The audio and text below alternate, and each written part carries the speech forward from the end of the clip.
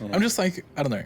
I feel like they made such a big deal out of showing the Lumina converter and talking about the Lumina converter, and then it just like was nothing in the end. Yeah. It feels very much like that was set up for like when Mael does get her painter powers.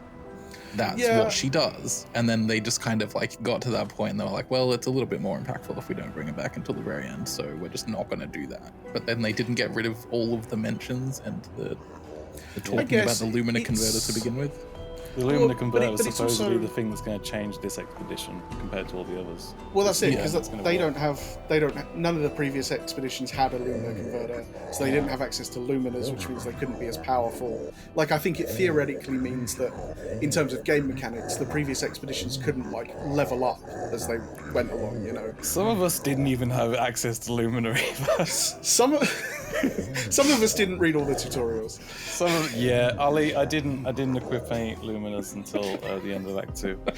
I will give you, it's not super well tutorialized, and the UI isn't the best at pointing out that that's a menu you can go into. Yeah. But it is amazing that you got as far into the game as you did before realizing that it was even a mechanic. I was super strong after though. I was like, oh my god, this game's easy.